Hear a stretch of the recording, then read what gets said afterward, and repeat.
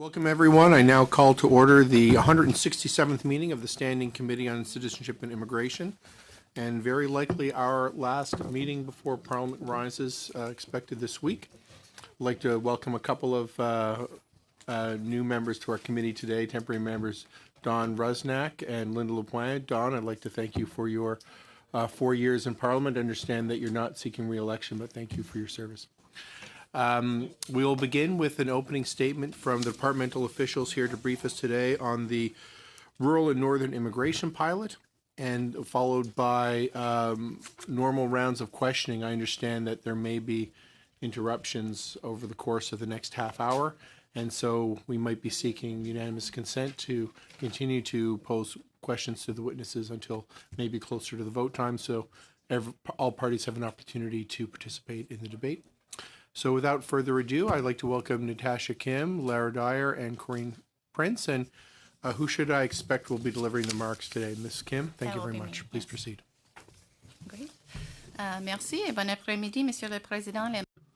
Thank you, Chairman, members of the committee. It's a pleasure for us to be here alongside my colleague to provide you a briefing on the rural and northern immigration pilot. That will brief the committee on the approach and design of the new pilot. I believe that's been circulated in both languages. And as honourable members may also be aware, the Minister announced just this past Friday the 11 communities that have been selected to participate in this pilot. This followed an open call out to communities that ran from January to March earlier this year. So we provided copies as well of the press release for that announcement so that committee members could have that for reference as well. So with that, I'm happy to start with the presentation if you want to refer to slide 2 of your deck. So first, I'd like to start with the overall context for the pilot. As the committee is aware, rural and northern Canada offers important opportunities and benefits for Canada's economy. However, economic and demographic shifts in Canada are felt more acutely in rural areas, which can hinder their ability to seize economic opportunities. While part of the issue is certainly domestic outmigration of youth and other populations to urban centres, another part is that rural and remote areas have traditionally not benefited from immigration to the same extent as larger cities. Immigration helps Canada's labour force continue to grow each year and will account for up to 80% of labour force growth nationally by the end of the decade. Programs such as the Provincial Nominee Program have been successful in spreading the economic benefits of immigration across the country. The ratio of immigrants landing outside our 3 largest provinces grew fourfold from 1997 with the first provincial nominee program to 2017, thanks in part to significant levels growth in this program. However, a large majority of immigrants still do not settle in rural and remote areas. In 2017, almost 4 in 5 new immigrants settled in Canada's 10 largest cities. So if you go to the next slide, slide 3, the rural and northern immigration pilot is really designed to try to address these trends that we see. So it's clear that rural and northern Canada has much to offer newcomers, including career opportunities, a positive quality of life, and a welcoming community. And it's equally clear that there are opportunities for rural and northern communities to benefit from immigration, to grow the local labour force, to sustain and enhance community services by growing the tax base, and to seize economic opportunities for growth.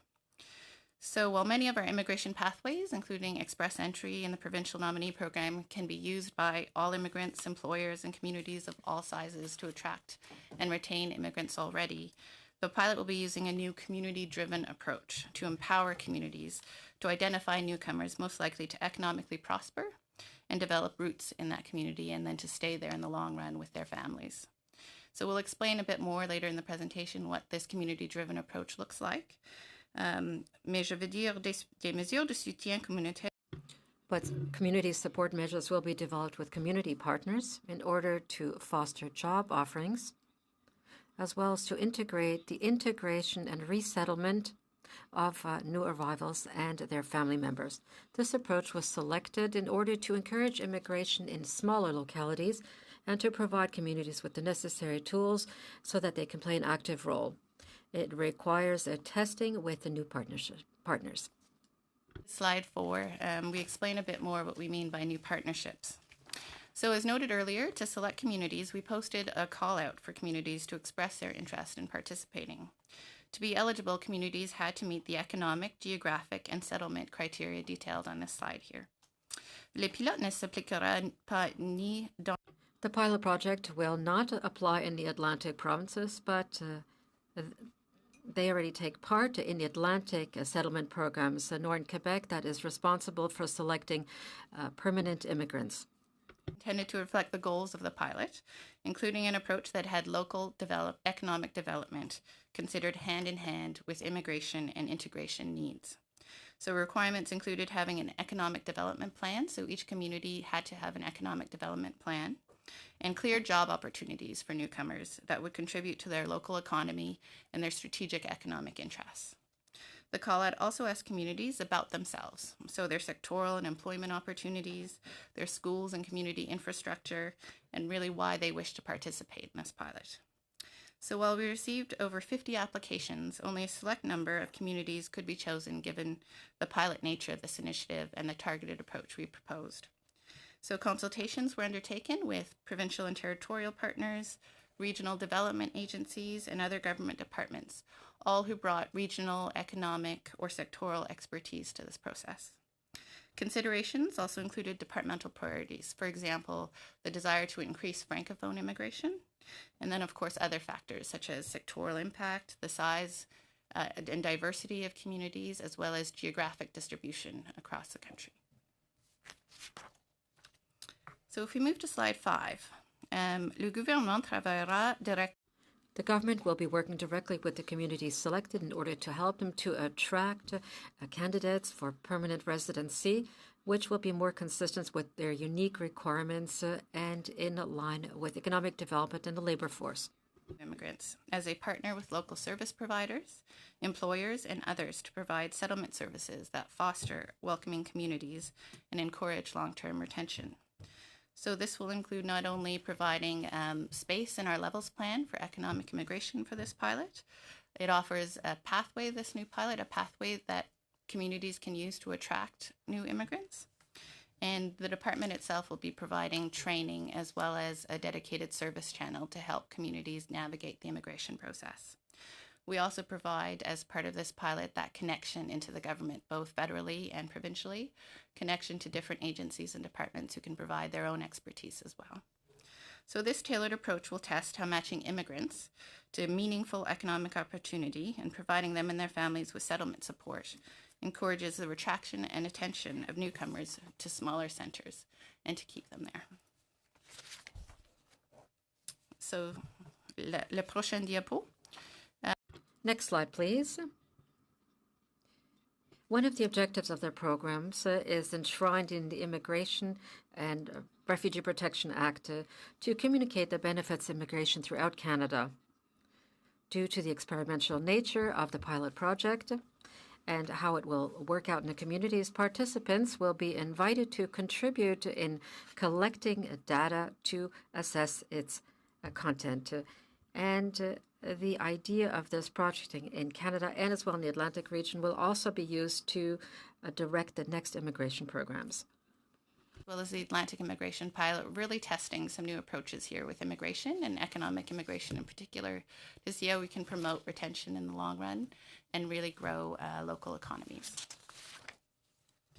So if we move to the next slide, slide 7, this provides a bit of an overview of the program design. So in terms of the design, there would be 2 stages in the application process. In the first stage, in the community endorsement stage, the community would be responsible and empowered to assess community fit of the candidate. So each community would have their own endorsement factors, but these would be established in partnership with IRCC. And we'd consider such things as the local immigration and economic priorities of that community, how the candidate fits with their strategic interests, and the slide provides some examples of what could be considered there. Second, there would be the federal criteria that would apply. So when the application comes to IRCC, we'd be looking at economic establishment in particular and look at factors that support longer-term economic success of immigrants in Canada. So this can include minimum language and education criteria, the need for a full-time year-round job offer, the availability of settlement funds for the immigrant and their family, And of course, federally, we'd also be assessing any admissibility criteria. So the next slide, slide 8, presents the role of community economic development organizations, as well as those expected of other partners that we are engaging with as part of this pilot. So a key role of the local community economic development organization, who would be our partner in administering the pilot, will be to convene and coordinate local actors with both an economic and labor market focus. So this could include employers, the local chamber of commerce, other partners, as well as looking at the settlement side of the integration process for this pilot. So this might mean bringing together service provider organizations who deliver settlement services in the community, or local immigrant partnerships who advise and coordinate around settlement services. Really, the core of it is trying to bring together that economic development opportunity lens with the settlement and integration lens as well. Individual community members are also expected to play a very important role, such as volunteering to be matched with and to mentor newcomers. We think of this as a bit of a sponsor approach to economic immigrants, which we haven't really done before, and that's to support their integration into the local community. It's a bit of a buddy system, we like to think of it. Provinces and territories have also been closely engaged throughout the development of this pilot, and we'd continue to consult with them as we implement it. We'll be engaging with both provinces and territories as we reach out and help train our communities who have been selected to participate. Lastly, the federal government obviously plays an important role in this as well, not just Immigration, Refugees and Citizenship Canada, so our department, but also our federal partners. So certainly regional development agencies will be a key partner to provide economic development expertise and how this pilot fits with broader strategic objectives around economic development for different regions. But also departments such as Agriculture, Employment and Social Development Canada have been key partners as we've developed this pilot as well. So the next slide is really setting out the expected roles and responsibilities in more of a process flow.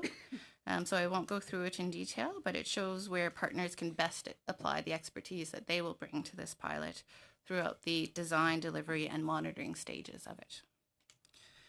So if we go to the last slide, les prochaines étapes. In terms of the next steps, on this slide you see the next steps for implementing the pilot project. Partners will begin training and capacity preparedness with the selected community organizations shortly, and this will continue throughout the summer and the fall of this year. And then once ready, community partners will implement their promotion and recruitment strategies and can begin to assess and endorse candidates for immigration into their communities. We don't expect landings under this pilot to happen until about 2020, just because of the time it will take to gear up communities to build the capacity to endorse, but also because people need time to move to a new country. So thank you, Mr. Chair, for the opportunity to provide that brief overview of the pilot. My colleagues and I would be happy to take any questions from the committee. Thank you very much, Ms. Kim. Mr. Tabar. Thank you, Mr. Chair, and thank you for coming here today and sharing the new pilot. And we've heard testimony before, and we're looking forward to positive results on this pilot so that we can further enhance our economic development in certain places that need it the most. My first question would be, what data collection tools and measurements are in place to collect adequate data and to measure the level of success on a community scale project? So I can begin, and perhaps my colleague may want to jump in. Certainly we have our usual data collection tools here at IRCC, which includes our immigrant longitudinal database. So that uses immigrant administrative data to track sort of who's applied, who's entered the country, who's become a permanent resident, where they intend to stay, where they've filed tax returns in subsequent years. And through these types of tools, we can assess on the long term whether or not people have stayed in the area they originally intended to reside or not, so our retention data. That said, I think for this pilot, as mentioned in the presentation, we'll be looking to get some more granular and real-time data from communities themselves. So as part of that partnership with community development organizations, we'd be asking them to be collecting some data as we go along so that we can use that to inform any evaluations of the pilot and take those lessons as we develop future programming. Yeah, I can just add to that some of that will depend on the capacity of the communities themselves. And so now that our 11 communities have been selected, we'll be starting to meet with them and just determine what tools they have available. Some of them may have used tools in the past already. So we will be working with them to see what they're able to provide for the pilot. On slide 6 of the presentation, you have a sense of the kinds of outcomes and indicators that we'll be looking at. So in addition to the sources that Natasha mentioned, we might do employer surveys or those kinds of things as well. And I know that you mentioned in your opening statement that you said 9 out of 10 immigrants will, if I'm mistaken, 9 out of 10 immigrants will leave to 10 of the largest cities in Canada. And I was looking through the slides. I wanted to look at, because we looked at the Atlantic pilot project too, and we're looking at retention rates. I'll just concentrate on the Atlantic coast, but do we have measurements in place of, you mentioned when communities are applying, they have to have a economic development plan. Along with that, do we have a plan for the retention of immigrants to ensure that they're not just leaving to the larger cities in Canada? So I'm happy to answer that. Maybe just to clarify, the statistic I mentioned was about 80% of immigrants are intended to go to our 10 largest cities in Canada.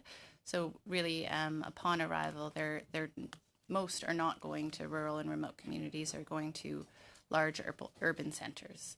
In terms of retention, obviously once someone becomes a permanent resident, they enjoy the right to mobility under our Charter of Rights and Freedoms. So what this pilot tries to do, what the Atlantic Immigration pilot tries to do in a slightly different way, is to promote retention in communities. So by having that settlement lens right up front, really the intention is to encourage and to incent people to develop roots in those communities, to feel welcome there, such that they will want to stay. So certainly with the rural and northern immigration pilot, a big part of that is also having that economic opportunity. So we know that immigrants won't necessarily stay somewhere if they don't have the job that they need to support themselves and their families. So ensuring that the community selected, they all had very strong economic prospects for growth.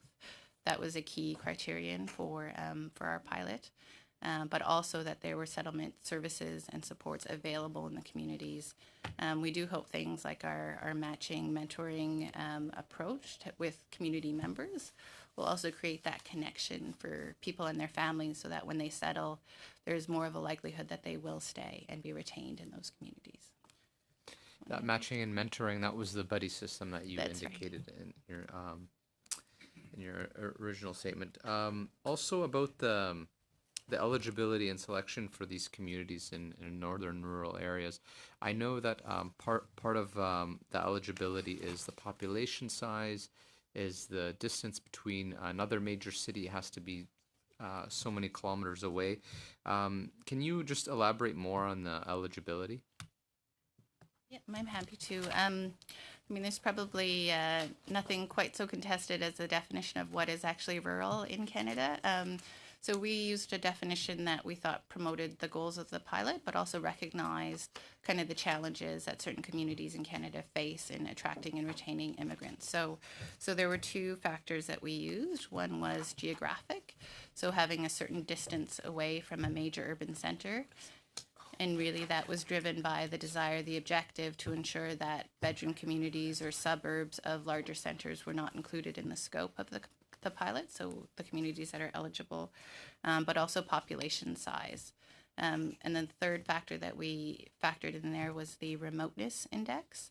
So this is a measurement that Statistics Canada uses to measure the remoteness of communities. So For example, there are some Northern Ontario communities that are larger in terms of population, but they're quite remote from our traditional immigrant receiving urban centers.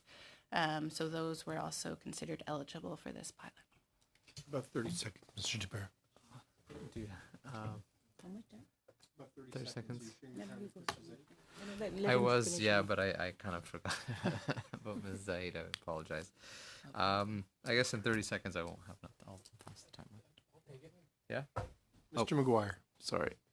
Thanks, Mr. Chair. Will we be going, I know there's bells at 4:33 it says now, but just wonder if we have another chance for a second round.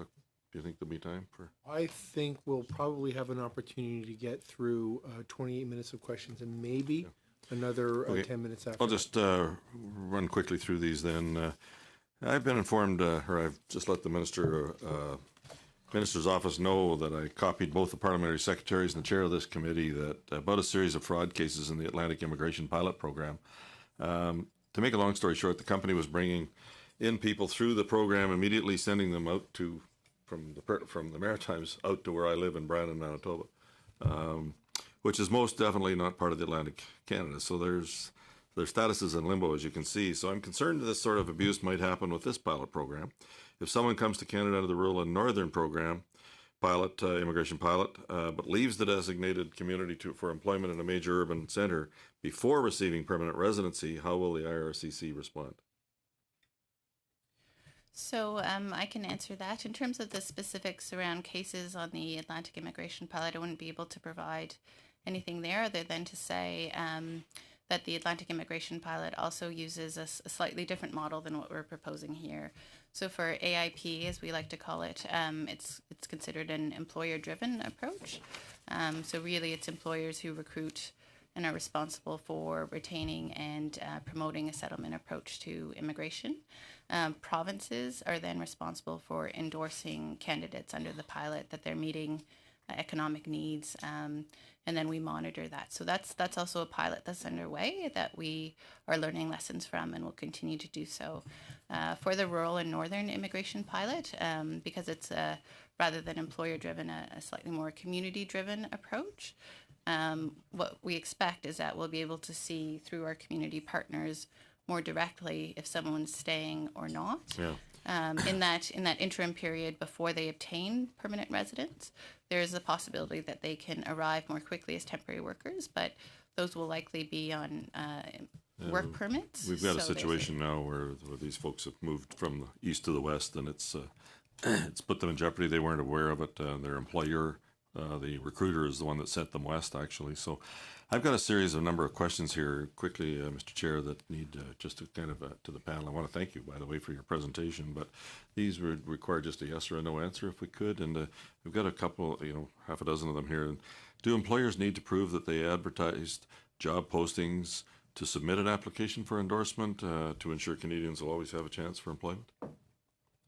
So just a clarification, are we talking about the rural and northern immigration pilot? Yes, Okay. yes. So through our community partners, we'll be asking them to assure that Canadians were considered first before approving an endorsement. And how will they do that? They will work with employers in the community. Okay, but I'm wondering if the employers need to prove that they've advertised for job postings. So this isn't the temporary foreign worker program with the same types of requirements that are imposed on employers before recruiting. So they won't, okay. Will employers need to apply for a labour market impact assessment? No, they would not. Do employers need to provide these individuals with adequate, suitable and affordable housing as defined by the Canadian Mortgage and Housing Association or Corporation? No, they would not. One of the factors that we asked communities to identify was the type of housing they had available. Okay. Do employers have to pay for these individuals' private health insurance? No, they would not. They wouldn't, okay. And do employers have to pay for the travel costs for them to come to Canada? No, they would not. Any permanent resident would have to have settlement funds for themselves and their families. So this is essentially their startup costs, and that's a requirement for them. And will the individual and the employer have to sign an employment contract to guide the resolutions for disputes in cases where there's disputes arise? So there would be a need for a job offer, a full-time year-round job offer, and domestic laws of application would apply in that jurisdiction around labor and other employment. And will there be laws. any language requirements for any of the potential employees? Yes, there would. So as part of our permanent resident criteria, we would have minimum language requirements in place. So for those that are selected to come to Canada under this program, will they be able to bring their spouses and children with them from the very beginning? Yes, they would. And so will a spouse then be given an open work permit to work for an employer in any of these selected communities? So we expect most would be arriving as permanent residents with them, with their families, in which case they would be able to work without a work permit. I've come across one circumstance where the individual came to Canada under a temporary foreign worker program and brought their spouse and children, and however the one child was able to go to high school and has now graduated, but due to his visa he's prevented from going to university or college. And so will this be the case in this pilot program? So if someone comes on a temporary basis and has a study permit, that would be workable in terms of both their secondary or post-secondary education. But if they're coming as a permanent resident, which we expect most would be directly to permanent resident, then they would be able to study as anyone can in Canada. I know our CC has started working on the MOUs with these 11 communities that have been selected, but can you please table to our committee the template being used for the MOUs, for these MOUs? Mr. Chair, we can look into that and be able to report back to the committee soon. Yeah, just could we get that by the end of the week, Mr. Chair, as I think we're rising sometime this week. I'm not sure if it's possible. Are the MOUs prepared for, template MOUs prepared for our review? So we are certainly working on them, but it's something that we would want to negotiate individually with each community. There are certain standard parts of it, but I'm not sure it's in a final form to table with the committee. So there isn't a template. You're saying each community could be different? Well, we'd want to negotiate different elements, such as the endorsement factors that were mentioned in the presentation. There would be some standard parts, but we can look into what we can table, or a description perhaps might suffice. Hey, thanks. I see in the flow chart that you have there about communities and employees working together to bring folks in, but will you explicitly forbid individuals from paying a company in one of these 11 communities selected to come to Canada under this pilot program? Very briefly, please. So as part of our training with communities, we'll be ensuring that program integrity is a key module in that training, so that we can ensure communities are apprised of possible risks or things that they should be watching for. Thank you, Mr. McGuire. Ms. Kwan. Thank you very much. If I heard you correctly, many of the individuals that are coming will go to these communities with their landed status. Is that correct?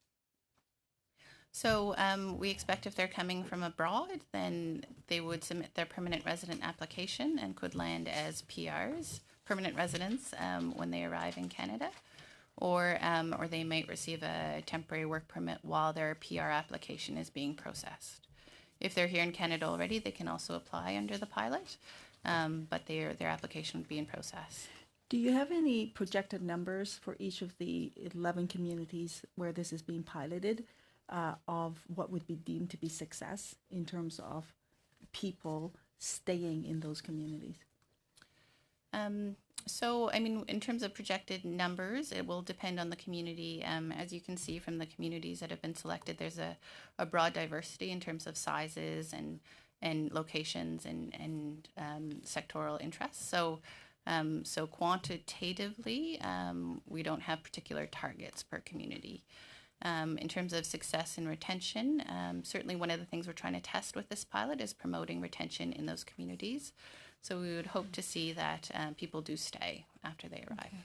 Well, if you don't have a projected number of how many people you would like like to stay in those communities, I don't know how you're going to measure success, really. So, is 5 people going to one community would be deemed to be success versus, let's say, 100 people, or whatever the case may be, right? So I would think that there would need to be some sort of analysis on what are the targets and the targeted areas, and then what are the projected numbers for it to be successful. Otherwise, we're just kind of guessing with that.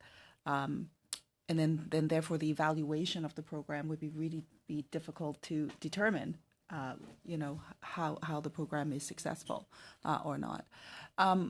The other issue that I know when we study the Atlantic provinces issue, many of the people actually raise the issue of infrastructure, the need to ensure that there is the infrastructure to retain newcomers.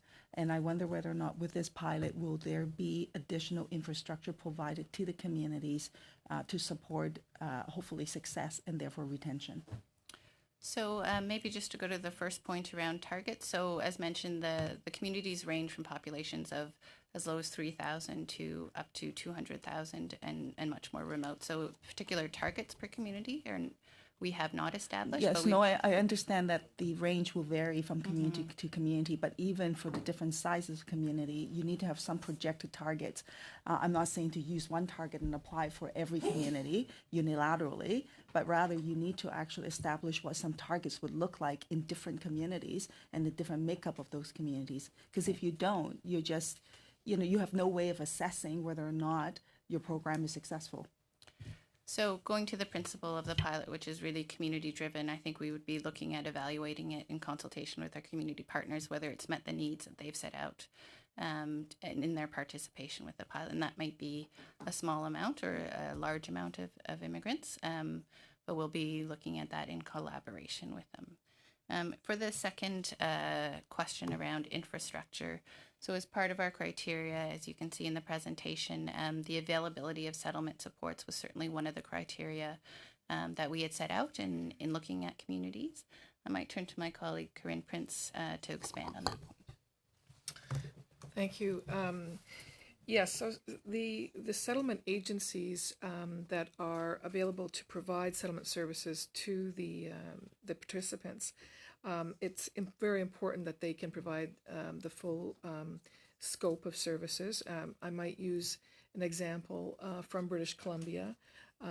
In Vernon, for instance, the main organization there is the City of Vernon and their Economic Development Department, but the Vernon and District Immigrant Services Society is the settlement provider that will provide not only a needs assessment and referral process right up front to determine the specific needs of that applicant, information and orientation, as well as any language training that they might need and any support services. They would also be working very closely with the North Okanagan's Social Planning Council, which is our local immigrant partner there, and in addition, working with the mentor that would have been assigned to that applicant and their family. Will there be federal resources provided to those communities and to the partners so that they can, in fact, build up the infrastructure? So the funding for this, in terms of the settlement component, is all of these individuals are already included in the annual settlement allocations for 2019-20 and also for 2020-21. So this particular fiscal year, the federal government is investing over $780 million in settlement services across the country outside of Quebec. So the particular service provider that I mentioned would have already been provided funding for those applicants. So it's not additional funding, it's just funding for their ongoing work. And then within it, you now have a pilot. And then they'll sort of decide with their regular funding whether or not they would dedicate additional dollars towards this pilot. So that, I think, raises a significant issue, because when we heard from the other witnesses with the Atlantic Provinces study, people talked about already the lack of supports in place for existing resettlement services for the existing community. And then in order to attract and to retain, they needed additional infrastructure. So that is not in place for this pilot. So right off the top, I am concerned about that. So I'm going to flag this for you and more to the point, I think, for the government. And especially in the more remote and rural communities, the infrastructure is even more scarce. Right? And if you say that, our existing resources should provide for that, I fear that we're going to set up these communities for failure. I'm going to ask another question related to this, and that is, if the idea is to attract and to retain, and right off the top, people actually have their landed status, And so that is to say, you're good enough to work, you're good enough to stay. And if we acknowledge that as a principle for this pilot, why can't we acknowledge that as a principle across the board for other people with their applications? That's an interesting question, and perhaps we may get to it in further rounds of questioning. Mr. Sarai? Thank you. It's good to have two areas, Vernon and Kootenays in the British Columbia, to be selected in this pilot project. How many? I'm a little curious. How do you select the actual applicants? So people apply, say I want to go to Vernon. Does Vernon pick? Does the city of Vernon pick the applicants? Does IRCC pick the applicants? And what are the criteria? Do they have to have X amount of jobs there, or is it by your kind of like the economic or skilled category where you have certain English language requirements, certain skills, etc.? Just a brief summary. I'm happy to answer that question. So in terms of selecting Vernon as one of the communities, one of the requirements was that there were, in general, many economic opportunities for newcomers to have there. And in terms of the actual process on an individualized basis, it could happen different ways. So perhaps it's an employer who wants to make use of the pilot, and so they recruit someone from abroad who they think will be a good addition to not only their company but to the community, in which case they would have an application for endorsement to the City of Vernon.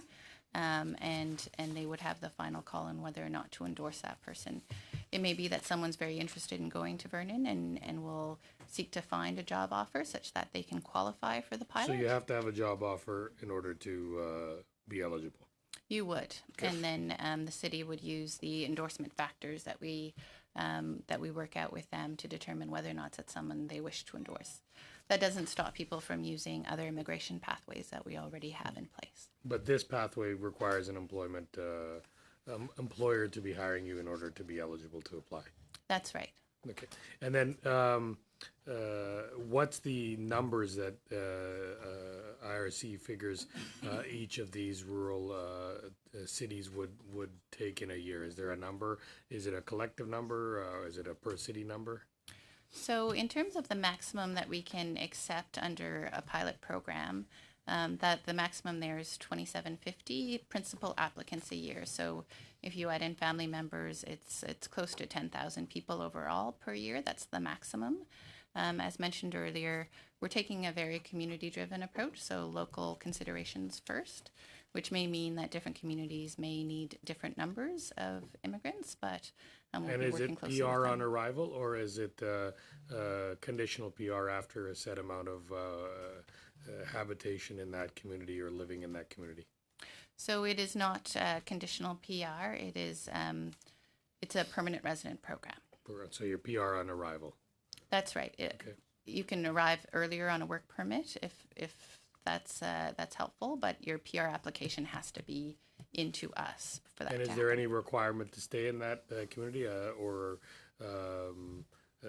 is it expected you stay in there? Or is there any conditional requirement to stay in that community for a set period of time? So if you were on a work permit while your PR application is being processed, there may be geographic or employer restrictions on that. But if you are a permanent resident, then you enjoy the charter freedoms that other Canadians have. But when you enter the pilot program, it's not based on a work permit program. That's if you entered a different stream. This rural pilot, you would be accepted for a job, you would be accepted by IRCC, and then you would come and have you'd be a permanent resident on arrival. That's right. Okay. Have you looked at some of the pros and cons of the Atlantic pilot project and seen how you can tweak this to improve it, and perhaps have we learned any lessons from that?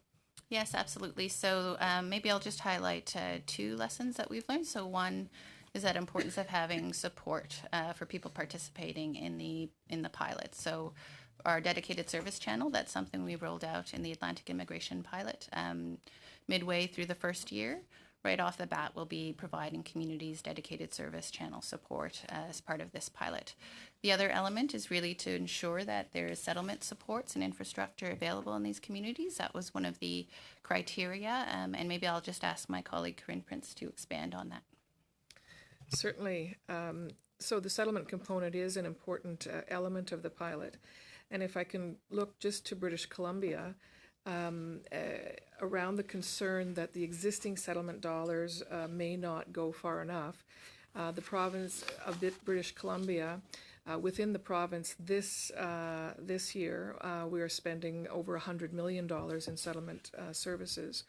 And when we look at the two communities that have been chosen in British Columbia, the community of Vernon last calendar year had 372 clients that took settlement services, while the communities in the West Kootenay region last calendar year only had 100 clients.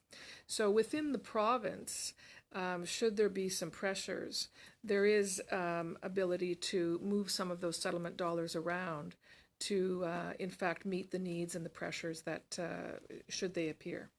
And just quickly, have the cities committed to offering services, not just settlement services, but other services to make them feel welcome? Was that a criteria when determining which cities would take it?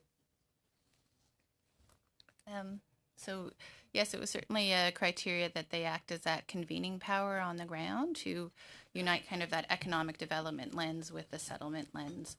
The direct provision of services obviously happens through our federally funded service providers, but certainly that bringing all the community actors locally together is part of their role. Sure. Yes, Ms. Prince? But we're truly blessed in Canada to, given that immigration is a shared jurisdiction, not only the federal government is providing settlement services, but provinces, as well as many municipalities across the country. So we're really looking to see if this community model will work. And if it does, we can add it to the toolbox. Thank you. Only a few seconds left, Mr. Sir. I wanted to share my time with Mr. DeCourcy, if you will. Well, my question was going to be along the lines of the approach to settlement really being an entire community-driven approach, not just the responsibility of the service-providing organizations, but also the economic development agencies, the communities and the employers and the welcoming community all working together to help with settlement and integration. Is that not the goal? And is that not what these communities indicated on their application, that they could settle as an entire community, newcomers when they arrived? So absolutely. I think That's perfect. Thank you very much. Mr. McGuire. Thanks. So this pilot program isn't like the Atlantic one where you've got a certain amount of time that you have to be there before you apply for permanent residency. This one's you are a permanent resident as soon as you get the job. So maybe a point of clarification, the Atlantic Immigration Pilot is also a permanent residence pilot. So it is based on permanent residence. It's not a temporary residence So it's program. It's not a stay there for 6 months and apply. No, there's not like a temporary there's an foreign worker opportunity to come on a temporary basis while you're preparing your application under that program, but you need a letter of support from the province to do that. One of the things Manitoba has is, and it's been acknowledged here, is a pretty decent provincial nominee program. I think you've looked at that yourselves. And so instead of setting up a new pilot program, could it have been set up so that there was just more spots made available to the Manitoba provincial nominee program? And was that given any consideration, and why wouldn't that sort of thing work? So, so absolutely, I think Manitoba is our oldest provincial nominee partner, and they've done amazing things in this space. The provincial nominee program overall has increased substantially over the last few years in order to give provinces and territories that opportunity to use their immigration programs for their own regional economic development needs. But to complement that, we really wanted to test something a little bit different. We started with the Atlantic Immigration Pilot, and that's ongoing, and we're learning lessons every day on that one. But this one is doing something slightly different, and what our hope is that we're going to take the learnings from both pilots, from what provinces are doing and territories are doing, and to really share those lessons amongst us so that we can see really the best approach to use immigration for economic and social benefit. Just for time's sake, the flowchart that you've given us, Rural and Northern Immigration Pilot, from the time they start being selected, communities want individuals to work, or a business does. What sort of time frame would you get to the point where on this one you're looking at the key with the house on it, the blue start the job template that you've come up with, the candidate obtains permanent residency, there's a period of time in there then that is required to make sure that they meet all the criteria first before they get the permanent residency. I can see that they're permanent residents once they get the job, but there's been a lot of background material here to get to that point. How different is that then than what's already been set up? So I think that will really depend on the communities themselves. Some of them have some experience already with immigration processes and others have less. So we really want to work with them and not sort of rush them along in their process. So that will, that will depend a little bit on the community. But they're all anxious to get going, and we are committed to providing them the support that they need. So I think Natasha said earlier that we're not expecting any landings until 2020, but we are hoping that some of the communities will start receiving applications sometime in the fall. Yeah, so they've got one of those criteria is the language levels. And I'm very worried that as my colleague just asked, I'll ask the question for her again, and it's just a situation of the present resources are stretched to the limit, and we're going to now put more of these into these 11 communities, and you're saying there's no more availability for help in those areas, or how will these communities be given some more support in relation to the fact that they are a pilot project? So, so maybe I can give a bit of an overview on the types of support that these communities will have. So from our department in particular, they will have the training that we provide. They will have the support and contact with us that can also connect them into the rest of the government. Just for clarity, is that after they become permanent residences or before? So this is to help the communities administer the pilot. For the individuals coming through, certainly the community partner will be there to connect them with the right supports on the ground. And as my colleague had explained during a previous question, there is flexibility that we can actually use settlement funding that's in place to respond to needs as they arise. Would you like an elaboration on that, Mr. Chair? Please. We only have about 15 seconds to go, so if Ms. Prince could provide us a slight elaboration, we can move to Madame Lapointe. I think it's important to know that depending on the job offer and where that job is in the National Occupation Classification System, the language requirement for the individual in this pilot varies. So for National Occupation Classification System level jobs C and D, we are requiring a Canadian language benchmark 4 level. And if we go to the higher skilled level, NOC level A, we'd be requiring a Canadian language benchmark 6. So it's kind of a varying scale depending on the job required and where that fits into the classification system. Thank you, Ms. Prince. And last opportunity for Madame Lapointe until Pour combien de the temps? go. Jusqu'au How much time do we have until the bell? Thank you very much, Mr. Chairman. Thank you. That was very interesting. I'm not a regular member. I'm replacing somebody. However, I sat for 2.5 years on the Official Languages Committee, and one of the issues was French-speaking immigration outside of Quebec. And the objective, as my colleague indicated, he said 4.5, but it's 4.4% French-speaking immigration. When you selected those 11 communities among the 50 that applied, earlier you said that this was based on the Francophony, diversification, geographics. So what is your objective for Francophone immigration in these 11 communities?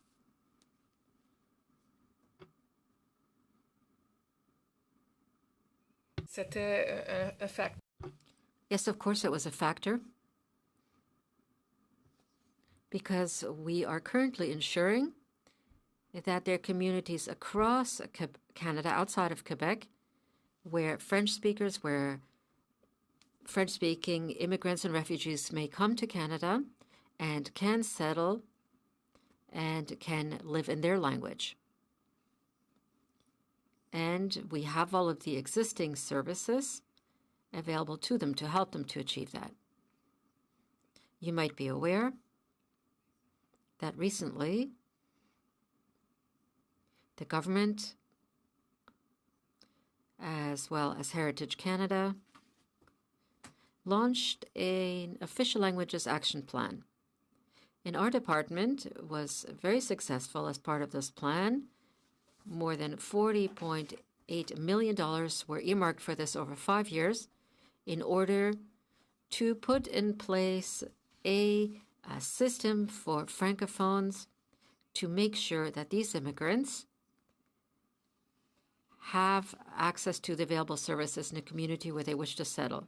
But it's also important for these Francophones to be able to take language training, not only in English, because they're French speakers, but also in French, if they wish to obtain employment at where a high level of French is required. I could add something to that. When we selected communities, there were some, for example, the one in Timmins, which has a fairly large Francophone population. It's around 53% of the population that is French-speaking. As well, there are other communities, for example, Moose Jaw, which is a welcoming community that delivers services in French as well. And I would add this. That's another point that we'll be discussing with the communities. And we'll ask them what would be the targets that matter to them. And how do they assess success, and what would they like to achieve? You were speaking about Francophone immigration outside of Quebec. It was a 4.4 overall objective. But with the targets that you've set for cities, whether it be Sudbury, Timmins, North Bay, or elsewhere, more specifically, when it comes to these cities, are these, you mentioned 53% of the population in Timmins is Francophone, but at the very least, you expect to see increased immigration of at least 53% for that group, so to ensure that the French-speaking community outside of Quebec does not disappear. Well, again, I'd like to reemphasize that point, that all of the communities were selected because they had the capacity and it had already had a certain existing Francophone population. No doubt this will contribute to the national targets as well. But it's through discussing this with the communities that we'll be able to set targets per community. Thank you very much. Okay, thank you, everyone, and I'd like to thank the officials for coming today and providing us this briefing on what has now been announced with the 11 new rural communities to participate in the rural and northern immigration pilot. For committee members, this will now adjourn our 167th meeting and our last regularly scheduled meeting of the 42nd Parliament. I invite members to stay to meet a German delegation who are here to discuss integration of immigrants and refugees into the labor market and how to best attract skilled labor force to Canada and inclusion of persons with disabilities in this challenge. If you could just let the clerk know if you intend to stay, we can arrange the room accordingly. So, session adjourned.